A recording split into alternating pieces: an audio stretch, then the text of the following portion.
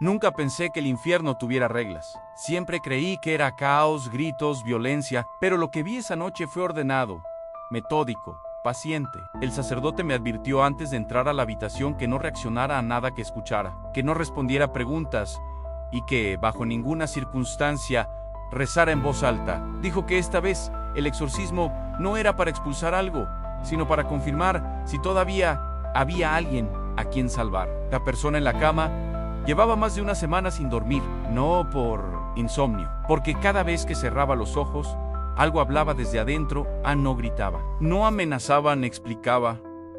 Explicaba con calma por qué ya no era necesario que siguiera ahí. La habitación estaba desnuda, sin símbolos, sin cruces, sin Biblias visibles. El sacerdote dijo que los objetos sagrados ya no funcionaban cuando la fe del huésped se había debilitado antes de la posesión. En esos casos, cualquier símbolo era solo decoración. Cuando entré, la persona giró la cabeza lentamente y me miró como si yo hubiera llegado tarde a una cita. Sonrió a Penthouse con cansancio y dijo mi nombre correctamente, sin que nadie se lo hubiera dicho. El ritual comenzó con oraciones largas, continuas, sin pausas dramáticas. No era un enfrentamiento, era una negociación. Eso fue lo que más me perturbó. A los pocos minutos, la temperatura bajó de golpe y el aire se volvió pesado, como si respirar costara más esfuerzo del normal. El cuerpo en la cama no se movía, pero la voz empezó a salir con una claridad que no correspondía al estado físico de la persona. Dijo que no había sido invocado, que había sido llamado sin palabras, a través de pensamientos repetidos, culpas no confesadas y oraciones hechas sin fe. Dijo que ese tipo de llamados eran los más fáciles de responder. El sacerdote siguió rezando, pero su voz comenzó a fallar cuando la entidad empezó a corregirlo.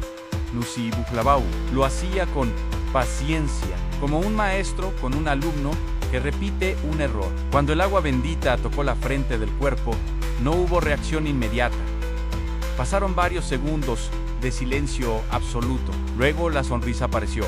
No fue una sonrisa violenta, fue una expresión de alivio. La voz dijo que el cuerpo ya estaba lleno, que no quedaba espacio para el miedo ni para la fe, y que el verdadero propósito del ritual no era expulsar, sino transferir la atención. En ese momento sentí que algo había cambiado detrás de mí, no una presencia agresiva, sino una conciencia nueva, curiosa, evaluando, como si el exorcismo hubiera abierto una puerta que no estaba pensada para cerrarse. El sacerdote cayó de rodillas cuando la voz pronunció una oración al revés, no como una blasfemia, sino como una versión más antigua, más precisa. Dijo que así se rezaba antes, cuando Dios todavía escuchaba de cerca. Las luces comenzaron a parpadear y la respiración del cuerpo se sincronizó con otra, respiración que no provenía de ninguna persona visible. Yo seguía grabando, pero mis manos temblaban, porque el micrófono empezó a captar sonidos que no escuchábamos con los oídos. Susurros superpuestos, capaos y voces todas diciendo lo mismo,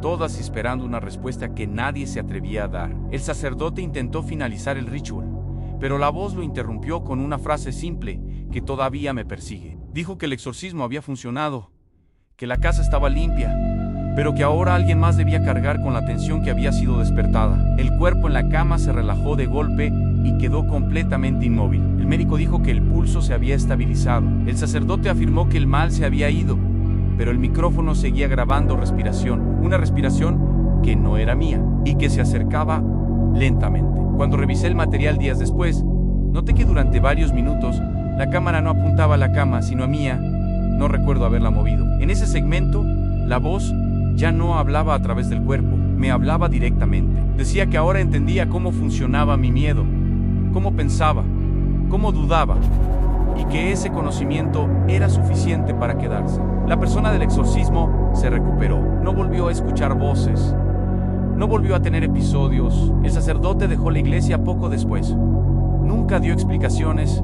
Yo sigo grabando, pero desde esa noche, cada vez que termino un audio, escucho una respiración extra al final, perfectamente sincronizada con la mía, como si alguien hubiera aprendido a imitarme y estuviera esperando el momento exacto en que deje de escucharme para hablar por su cuenta.